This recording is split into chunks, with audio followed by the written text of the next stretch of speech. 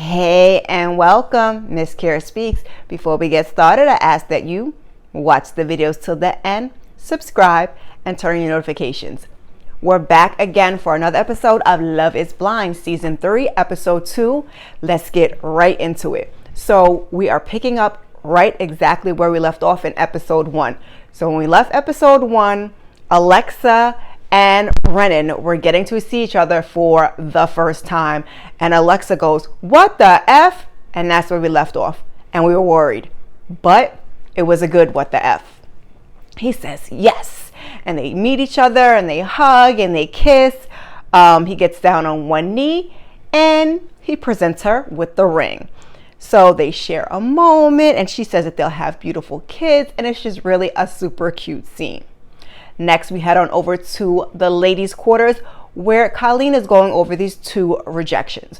She's talking to the ladies and she says that she's nervous. She said there was another guy and the conversations weren't as great as the others, but there was something there. And I was like, is that the premise of the show? Like, we just keep going until we get it right? They must really, really like Colleen, because I get being torn between two people, but three? Okay, we're gonna go with it. So Colleen, she heads to the pods to meet with Matt. Child, this ring light wants to die. I might have to order a new one sooner than later. So where do we leave off? They're in the pods. She tells him the fear of rejection has made her emotional. She's not used to being vulnerable and it's scary. And she asks him if he'd say that it's hard to be vulnerable. 5 years ago, he says he would have had a completely different answer. He was in a 10-year relationship. He got married at 18, divorced at 24. He felt hopeless. He put up walls and he says that it's tough to be vulnerable after this. When life throws you things like that. He wants a partner that helps him turn a mess into something positive, something good, someone that wants to bring out the best in you. And Colleen says she likes to look for the positive. So this is right up her alley. She says she's not been picking the right people. And he says he thinks that she's perfect. He could talk to her all day. And that was right up her alley. So Nancy and Andrew, they meet in the pods with a meow. And Nancy asks him, with all that he's done and experienced, travel, do you fear a wife and a kids will get boring to you? Child, so Andrew starts to talking. He starts talking about some author's view on marriage and love, and it speaks to compatibility. Two people ready to be married. Everyone is imperfect. And Nancy's face was mine, because that didn't really answer the question. So he says he thought it was beautiful, and she's like, yeah, it was. I remember what she said. In the confessional, she says it's hard to envision their life together. He's too relaxed for her, and she knows that Bartise is 6 years younger, but he feels safe and warm. She's confused. So then we see Bartise, and he's with the guys, and he says he's falling hard. He could see himself falling for two. Nancy, she's comfortable, reminds him of home, makes his heart feel full. And they get each other's jokes. They can talk. Raven, he says they have a common interest of fitness and a healthy lifestyle. She's funny. She's smart. He's leaning towards Raven. And then we see them in the pods. They've been thinking about each other. She brings up their last conversation and says she was feeling insecure, but now she feels better. She says he's comfortable and confident, and she's ready to share more. ... She was in a long-term relationship with an older man, a successful guy, and they had a great life. Do you see where this is going? He doesn't. I didn't either. She still has some things from the relationship. And she says, that wouldn't be weird for you? No. He says, depending on what it is. A house? Probably not so much, he says, because it would be a reminder of the relationship and he wouldn't want to live there. I can understand that. She hesitates And then she says, no, it's not a house. Either dude contributed to her getting the house that she's in, or it's a car, but whatever it is something big. That's my feeling. He asked how she feels dating a little younger. And these two, I think he's like 25 and she's 27 or something like that, maybe 29.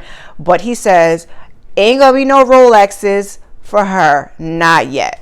She says she's not expecting that she makes her own money, and if she wanted that, she wouldn't be there. Good point. She says she's never discussed these things with anybody, so she's feeling comfortable. He then tells her a story. When his mom met his dad, she was engaged to someone else.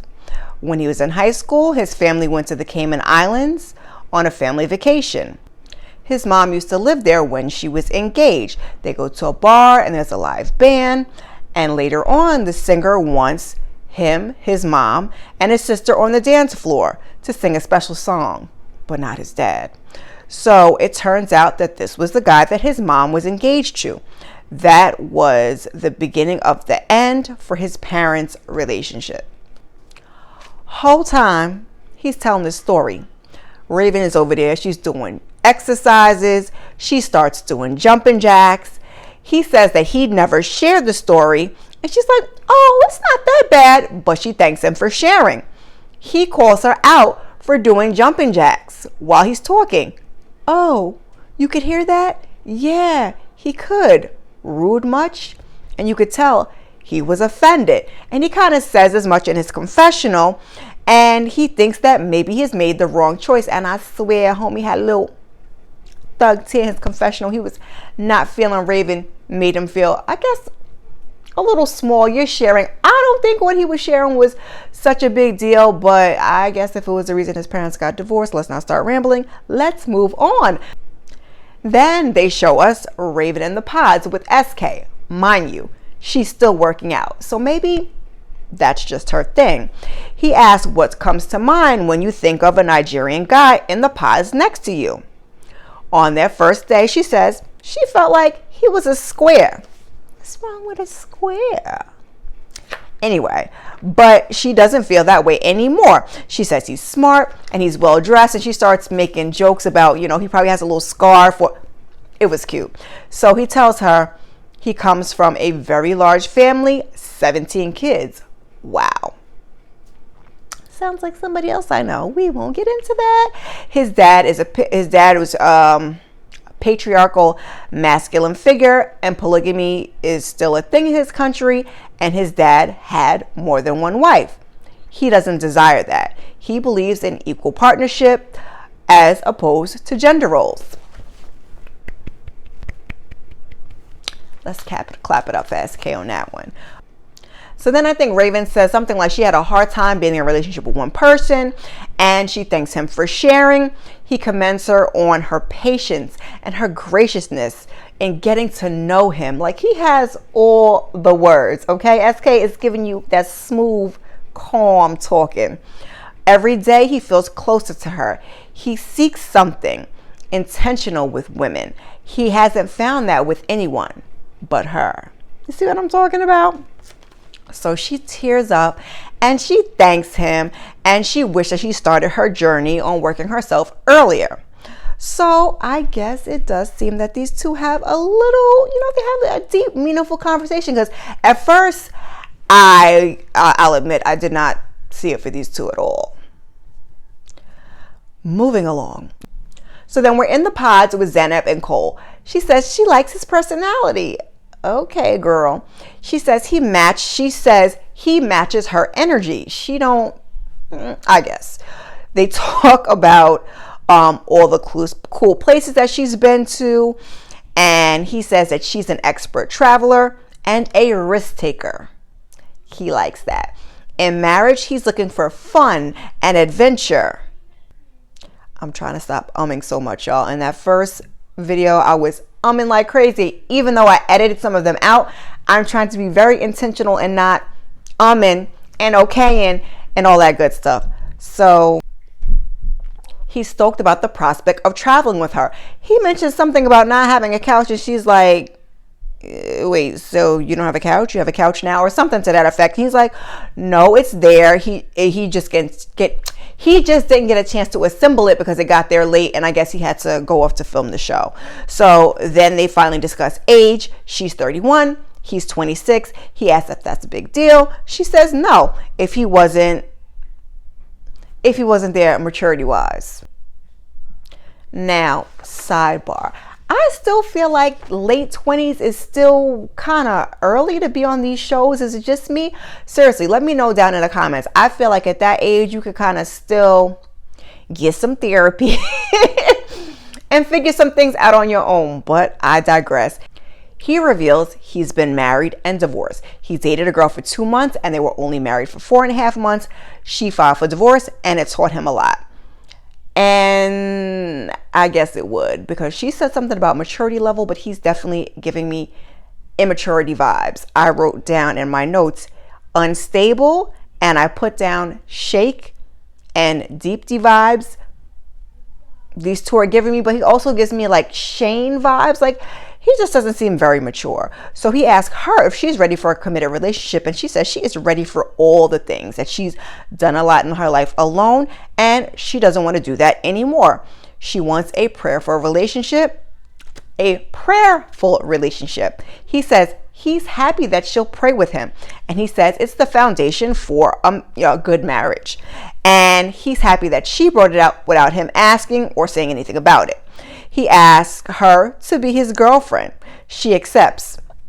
See, I wrote my notes. Shane vibes. He thinks that he's falling in love with her. Now we head on over and we're back in the pods with Colleen and Matt.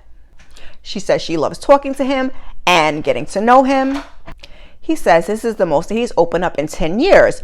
Does marriage scare you because of your past? She asked him. He says he fears getting hurt again. It was brutal. Sorry for the He says she was his high school sweetheart, and that right out of high school, the two went to the Justice of the Peace. They were best friends, and he trusted her, and she betrayed that trust and cheated. Ouch. So he says 2 weeks later, I think it was 2 weeks later, that they planned to get together and, hang out and talk through things to see if they could work it out. And she called him before she came over, and he heard it in her voice. She revealed that she was pregnant by the guy that she had cheated with, and that was that. Colleen apologizes and says that was shitty. She says it's a lot, and it says a lot about his strength that he is willing to put himself out there. He believes that life is better with a partner, and Colleen says she's never cheated. She couldn't do that. Now, not to defend Matt's wife, because that was a low down dirty shame, but just as a point of reference, for me personally, my brother's 8 years older than me. He is with his wife now. They've only been married for, how old is my oldest nephew? My oldest nephew is, so they only been married for 25 years, but they've been together since, I'm sorry to tell you a business, if he watches this, he probably won't, because Love is Blind is not up his alley, and she don't watch my YouTubes. But they've been together since junior year in high school. Again, he and I are 8 years apart, so he don't really share his personal business with me like that. But I cannot imagine. It is very, very tough. I also know my best friend's little sister. She's been with her husband since high school, and they're married and have 3 kids. But it just has to be really, really hard, because you're growing and you're maturing and you're changing, and that has to be a hard position to do that from high school till you get older. That's a lot. And sometimes you don't grow and change together, which is why we have divorce. Because sometimes even if you sit down and you talk out your differences, and you make sure that you have fundamentally the same values and morals, and you want the same things out of life, things still change. Your girl is rambling, but I just want to get that out there. Let's move on to Raven. She walks into the pods and there's money on the floor, and I wrote down tacky, because indeed it was. Bartise is there and he thought it would be funny. No, it's not funny. I think you did that to get back at her, because you was mad she was doing jumping jacks while you was telling your little boohoo story. So he tells her that he formed a crazy connection And he stops. And he asks her, are you doing jumping jacks? She's like, no, just eating some chips. He's like, I was, pouring out my heart and you was doing jump jacks. So he babbles and he says they probably, they both get a lot of attention from the opposite sex, and he thinks that she's probably attractive and that they would be a great couple. He says that he says something about wanting to be with another girl, Nancy. We name drop in this season, huh? Raven laughs and she cuts him off. Oh, okay, so you want to be with Nancy. He wants a girl that makes him feel better. Funny you should say that. She has also made the same decision. So she says, it's also a no. No, she says, it's a no for me. And she says that she'd never be that for him. She wants something else in a partner. Her other date is more emotionally reassuring. And then she starts babbling and patting herself on the back how, I can't remember if she said she was good looking, but basically like she was a catch of all catches. And men be into her and she don't be into them as much as they be into her. So she says, so now they have clarity. It's been real, she says, and they kind of say their goodbyes. So now my whole theory, and I'm sure most of you will agree, Raven was like, oh, okay, homeboy, I'm going to beat you to the punch. You think you dumping me? I'm dumping you. You're not going to get the jump on me. So the men are in the living quarters and SK asks if they worked on their proposal. Bartise says yesterday he was working on it for a different girl. You were all about Raven, Andrew says. And Bartise says he's falling for Nancy. He's falling in love. In the confessional, Andrew says he also plans on proposing to Nancy, and one of them will marry her, hopefully. They're both going to follow their heart, and he says he's going to shoot his shot. So Bartise in his confessional says he's 100% sure that Nancy is the one for him. Okay, Bartise. They're in the pods, and he has flowers for her and sushi, and she's squealing, doing all of this. Yikes. She asks him if they want to share their physical attributes, and they both decide to trust the process and continue to not know. He discusses his top two. With Raven, there was a fire in his stomach. When he was with Raven, I think he said, there was a fire in his stomach for Nancy. BS, I wrote. He says he feels like a different man. He's grown. He's matured. He's falling in love with her. She's happy to hear it, and there's a genuine connection. Reluctant to say I love you, she says, because she's still deciding between two people. I don't know, she says, and I wrote, ha ha. Just kidding. But Bartise started to work my nerves a little bit this episode. I mean, I guess I shouldn't have, because I do understand where he came from, and Raven was a little bit rude. In her confessional, Nancy says she's weighed out Bartise and Andrew. She talks to Kalika about having kids, and that she normally dates men that are over 33, and that her criteria hasn't worked. She said this before. That's why she's here. That's why most of them are here.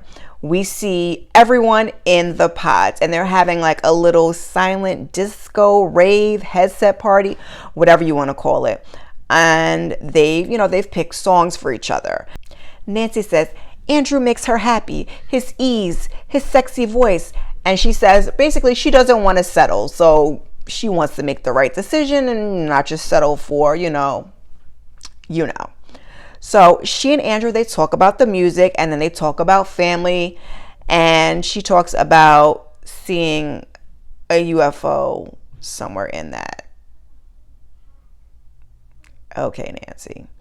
So we see Raven and SK, they're in the pods, and she talks about opening up.